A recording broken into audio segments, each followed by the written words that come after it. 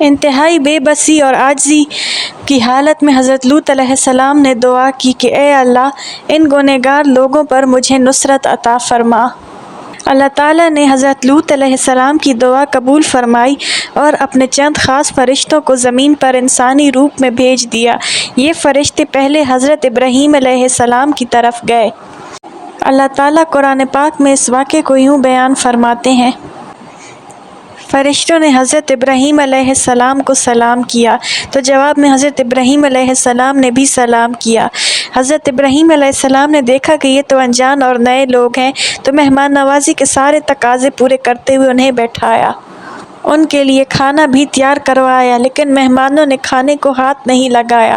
حضرت ابراہیم علیہ السلام نے حیرت سے پوچھا کہ وہ کھانا کیوں نہیں کھاتے؟ مہمانوں کو دیکھ کر حضرت ابراہیم علیہ السلام کے دل میں خوف بھی پیدا ہوا، تو مہمانوں نے کہا: آپ ہم سے خوف مت کھائیں، ہم اللہ کی بھیجی ہوئی مخلوق ہیں جو آپ کو ایک دانشمند بیٹے کی پیدائش کی بشارت دینے آئے ہیں۔ حضرت ابراہیم علیہ السلام نے پوچھا: اے اللہ کی بھیجی ہوئی مخلوق، کیا تمہارا کوئی اور مقصد بھی ہے؟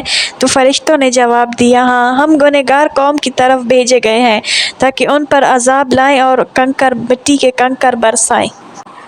قوم سدوم کے بارے میں یہ سن کر حضرت ابراہیم علیہ السلام نہایت فکرمند اور پریشان ہو گئے، کیونکہ اس قوم میں حضرت لوط علیہ السلام بھی تھے۔ انہوں نے کہا: فرشتوں، وہاں پر تو حضرت لوط علیہ السلام بھی ہیں۔ تو فرشتوں نے جواب دیا: وہاں جتنے بھی لوگ رہتے ہیں ہمیں ان کے بارے میں سب معلوم ہے، ہم حضرت لوط اور ان کے اہل و عیال کو بچا لیں گے، بجز حضرت لوط علیہ السلام کی بیوی کے، جو کہ پیچھے رہنے والوں میں ہوگی۔ حضرت ابراہیم علیہ السلام کا اپنا خوف و ڈر تو ختم ہو گیا تھا، لیکن وہ ڈر رہے تھے کہ اللہ تعالیٰ کا عذاب تو نہایت دردناک اور خوفناک ہوتا ہے جو اللہ گنہگار قوموں پر نازل فرماتا ہے۔ اللہ تعالیٰ نے یوں بیان کیا ہے: جب ابراہیم کا خوف جاتا رہا اور اسے خوشخبری بھی مل گئی، تب وہ قوم لوط پر بحث کرنے لگے۔ بے شک ابراہیم علیہ السلام رحم دل، نرم دل اور اللہ تبارک و تعالیٰ کی طرف رجوع کرنے والے تھے۔ اس پر انہیں فرشتوں نے فرمایا: اے ابراہیم، اس خیال کو چھوڑ دیجئے، آپ کے رب کا حکم ان تک پہنچا ہے اور بے شک ان پر کبھی نہ ٹلنے والا عذاب آنے والا ہے۔ شیخ سعدی فرماتے ہیں کہ حضرت ابراہیم علیہ السلام سے ملاقات کے بعد فرشتے قوم لوط کی طرف روانہ ہوئے اور دوپہر کو شہر سدوم میں داخل ہوئے۔ جب فرشتے وہاں داخل ہوئے تو ان کی ملاقات حضرت لوط علیہ السلام کی صاحبزادی سے ہوئی۔ وہ وہاں پر پانی بھر رہی تھی۔ فرشتوں نے کہا: کیا ہم آپ کی طرف رک سکتے ہیں؟ تو لڑکی نے جواب دیا: میں ٹھہریے، ابھی جا کر پھر آ کر آپ کو بتاتی ہوں۔ دراصل اسے ڈر تھا کہ قوم کے لوگ ان نئے لوگوں کے ساتھ کوئی بدسلوکی نہ کر دیں۔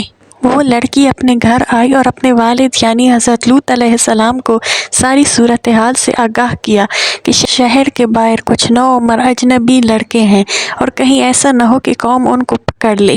قوم نے حضرت لوط علیہ السلام کو مہمانوں کو اپنے ہاں ٹھہرنے سے منع کیا تھا، لیکن اس کے باوجود لوط علیہ السلام چھپ چھپا کر ان کو اپنے گھر لے آئے۔ ارشاد ہے کہ جب ہمارے فرشتے حضرت لوط علیہ السلام کے پاس آئے تو وہ بڑے غمناک اور تنگ دل ہوئے اور کہنے لگے کہ آج کا دن بڑا مشکل دن ہے۔ مفسرین لکھتے ہیں کہ یہ فرشتے حضرت جبرائیل علیہ السلام، حضرت میکائیل علیہ السلام اور حضرت اسرافیل علیہ السلام تھے، جو نہایت خوبرو نوجوان اور نوعمر نوجوان کے روپ میں آئے تھے۔ حضرت لوط علیہ السلام نے جب ان نوعمر خوبرو نوجوانوں کو دیکھا تو نہایت گھبراہٹ اور پریشانی کا شکار ہو گئے کہ ان کی قوم اپنی عادت بد کے ہاتھوں پتہ نہیں ان کے ساتھ کیا سلوک کرے گی۔ حضرت لوط علیہ السلام کی بیوی وائلہ قوم کے ساتھ ملی ہوئی تھی۔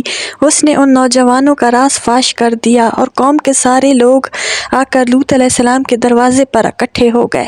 ارشاد ہے کہ جب یہ لوگ دوڑتے ہوئے پہنچے اور یہ لوگ پہلے سے برے اعمال میں ملوث تھے تو لوط علیہ السلام نے ان سے کہا: اے میری قوم، یہ میری 2 بیٹیاں ہیں، یہ تمہارے لیے جائز اور پاک ہیں۔ اللہ سے ڈرو اور مجھے میرے مہمانوں کے سامنے رسوا نہ کرو۔ کیا تم میں سے کوئی بھی شائستہ آدمی نہیں؟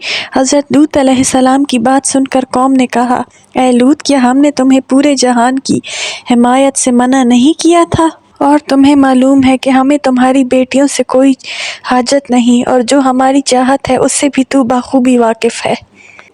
اس جواب سے قوم سدوم یا قوم لوط کے اندازہ لگایا جا سکتا ہے کہ وہ عادت بد میں کس حد تک جا چکے تھے۔